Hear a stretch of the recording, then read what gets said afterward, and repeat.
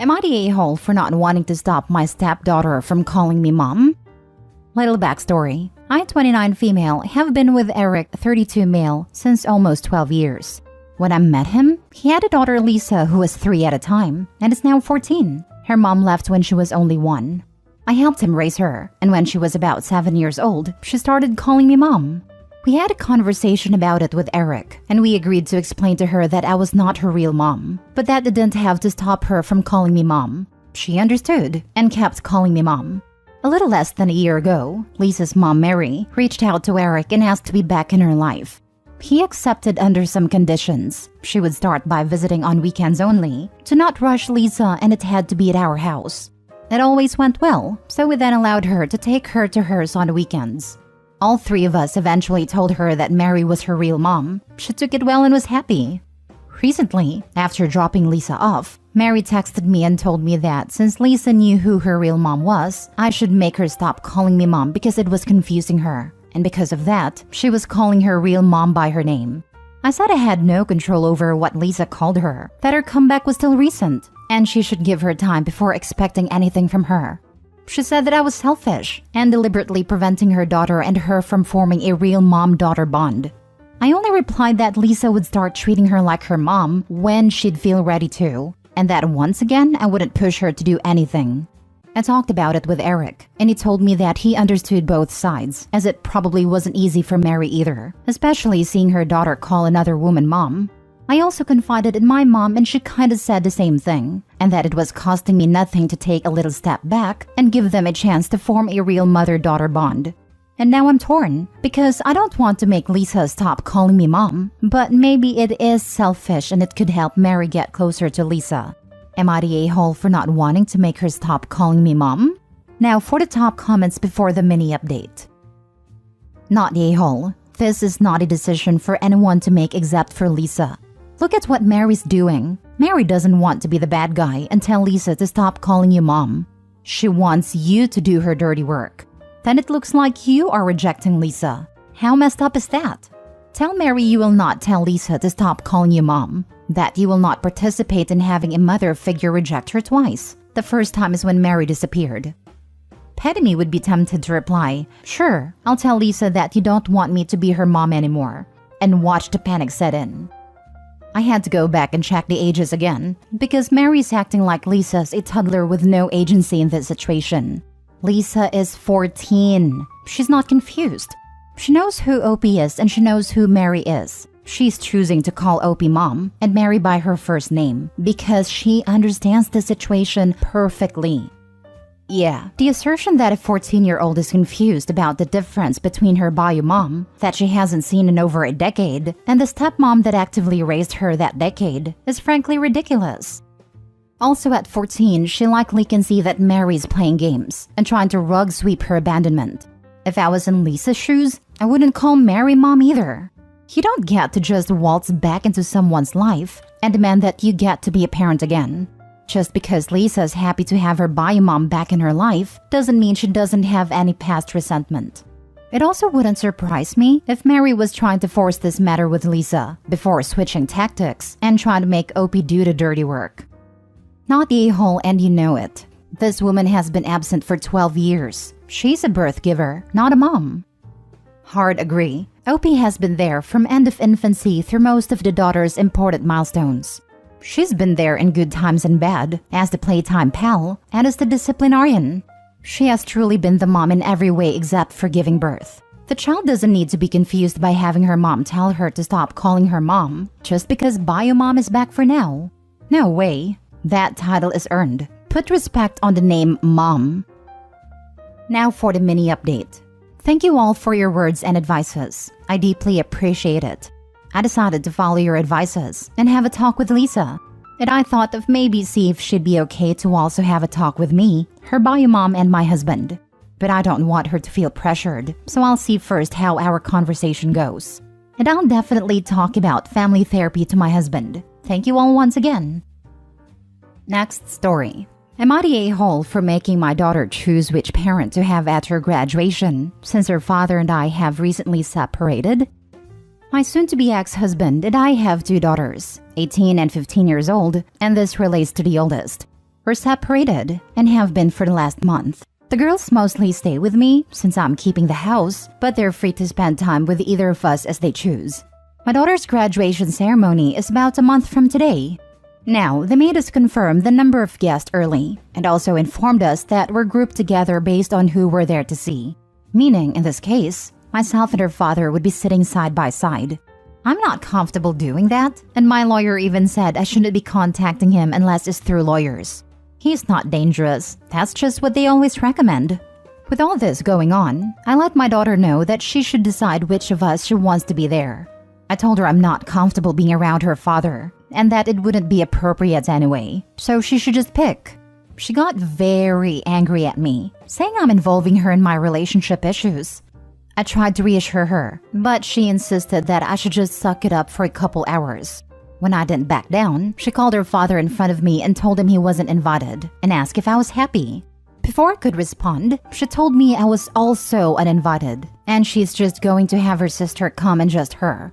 I've been trying to reason with her, but she said if I argue anymore, she just won't walk at all. You're the a-hole. You do not have to sit directly next to each other at the graduation. As far as events after the graduation like parties or dinner or whatever, be an adult and suck it up. The graduation is about your daughter. You and your ex are both her parents. She wants her parents there at her graduation. Her graduation, not your graduation. Not your ex-husband's graduation. Your daughter's graduation. We actually would have to. The seats are assigned and right beside each other. The graduation is a month out. Contact the school now and request that you two be separated because you're in the process of divorcing and you don't want to risk any kind of distraction or disruption during the ceremony. You won't be the first parents who aren't getting along, and shuffling a few people will take very little effort for them. If either of you is flying solo, you may actually be useful for filling a one-seat gap so that a larger group doesn't have a single person in a different row. I did ask the school. They refused. You're the a-hole. I am going to call BS based on my experience working in family law. Does your lawyer know about this exact situation? Or are you applying blanket advice to this very important event for your child? Unless one of you has been seeking an order of protection or something, there is no reason why you would be advised not to be a big kid for a day in the best interest of the child, which, I remind you, is the literal legal standard in family court regarding any parenting issues. After a large part of 3 decades as a family law legal assistant, I will bet you my shoes that Opie did not bounce this off their attorney, because any attorney that told Opie to tell daughter to choose and then have the kid tell other parent they can't come would be violating about 12 different standards of practice, at least here in my state. Any one of my lawyers would have a serious come-to-Jesus talk with his client about Children's Bill of Rights for pulling some nonsense like this. They specifically told me to not attend any event or location where he is as well. They included events for our children in that. If that is the case, then you need to call the school and explain the situation that you need to sit separately. Are you friends with any of her friends' parents? Can you sit with any of them? There are solutions that don't hurt your child. Next story. Am I the a-hole for ignoring my soon-to-be stepmom when she kept calling me by the wrong name? So my female 16 name is Andy, just Andy.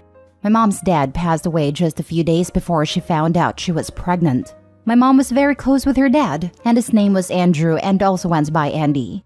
The technical female version of Andrew is Andrea, but neither my mom nor dad liked the name. But my mom wanted to honor her dad in some way, so I got named Andy, which I love my name. I think it fits me.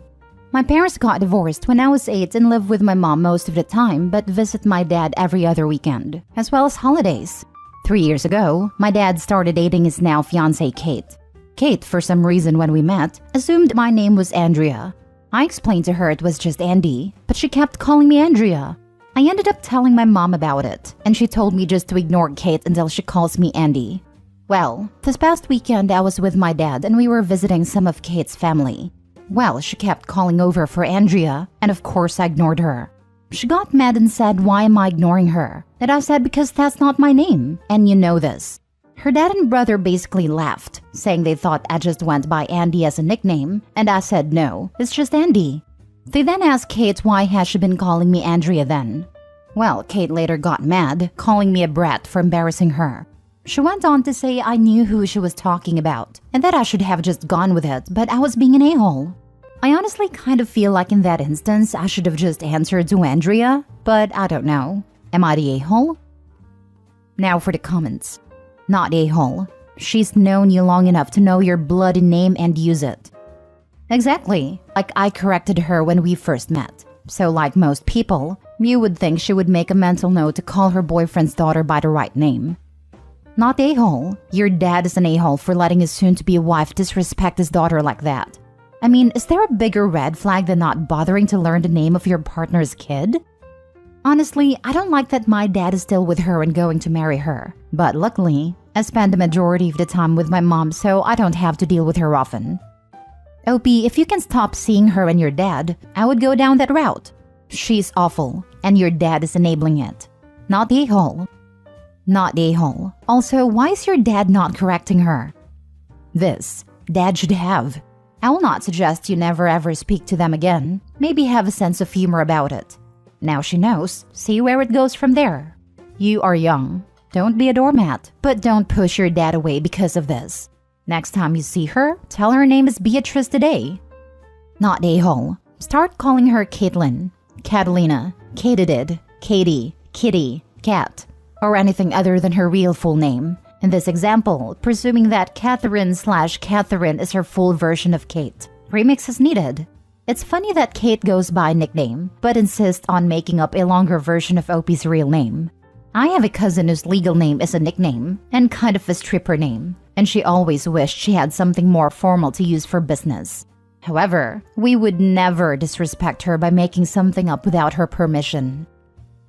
Last story. Would I be the a-hole if I stopped paying for my niece and nephew's private school fees? I am in the incredibly fortunate position to be in a substantially better financial position than my brother and sister-in-law. They have 3 school-aged children, including one who is on the autism spectrum and attends a special needs school. All 3 children are enrolled in private schools, but also happen to live in areas with at least decent public options. Although I'm unclear about options for my autistic niece. My brother and sister-in-law own a small number of hotels, and were doing quite well financially, until COVID hit, with no real recovery in sight as small business owners. They're currently looking to sell the business. It is also worth noting that they are property rich, with multiple houses, just cash poor. In mid-2020, they reached out and asked if I could pay the private school fees for their kids. I have been very happy to do this, and over the past 3 years, this has amounted to gifting them $100,000 to date. My brother claims it's a loan, but in my head it's truly a gift. If he never pays me back, I would be perfectly okay with it. I feel like if you lend money to family, you have to be prepared and okay with the idea of not getting paid back. So I'm already mentally prepared when I agreed to this. It's generally never been a big deal about this, mostly because I've been genuinely happy to do it. This is not the problem. The problem is that they keep asking for money. My brother recently called me up, asking for me to pay for the next school year for them as well. I can afford it, but it is reaching a pretty material amount to me. I'm not made of money either. I also worry about the moral hazard that this creates, where they assume I will just subsidize their lifestyle indefinitely. I think they are relying on me to defer making some hard choices in their lives and personal finances. For example, selling one of their extra houses, or maybe considering public school choices if they truly cannot afford private school. I also admit being a little annoyed that they went on a 3-week family holiday in Florida last year while still asking me to fund school. On the other hand, this really speaks to the life outcomes of my niece and nephews. I love them dearly and want the best for them. While I might choose to continue the arrangement, and I realize that would be just my choice, what are my moral obligations here? Would I be the a-hole if I gave them a clear timeline, like 1 more school year to be funded by me, so that they have enough time to plan ahead and make some thoughtful decisions about their personal finances and priorities? It also feels like just yanking the rug out from under them would be the wrong decision. Or would I be screwing up my niece and nephew's lives by playing the moral high ground with my brother and sister-in-law? Not a-hole. You are not yanking the rug out from under them if you have a conversation with them about it. You mentioned giving them a timeline. That is perfectly reasonable. It seems like they are taking advantage of you, especially given the 3-week vacation. While it may be uncomfortable for them to take a loss by having to sell some of their property, that is life, especially when it comes to finances. Not every investment is going to be a winner. At the end of the day, they are responsible for raising their children. You have already gone far above and beyond what can be reasonably expected of you. Agree. Brother is asking for OP to pay for next year, so OP should be able to say, "Sorry, I won't next year, and I won't continue." Brother shouldn't be counting OP's money as built-in contribution every year for his own children's education. Brother can ask, OP can say no. Yes, I think we can have an honest and non-hurtful conversation about it. My brother is a good guy. I just need to establish some boundaries for him and his family. They are property rich with multiple houses, just cash poor. They went on a 3-week family holiday in Florida last year while still asking me to fund school. The real estate market is very hot right now, so it's a good time to sell. I would probably expect brother to put some skin in the game by telling him he has to pay half of next year's tuition and all of it after that. He would not be the a-hole. They are taking advantage of you. You're completely right. It's definitely a seller's market right now. Instead of attempting to start paying back the loan, they are treating themselves at your expense. I think it's amazing what you're doing, but it needs to stop. I'd give them 1 semester, not a whole year. Another good idea, maybe start with committing to the next semester. Sees them through this calendar year at least. That's a good starting position to discuss with them.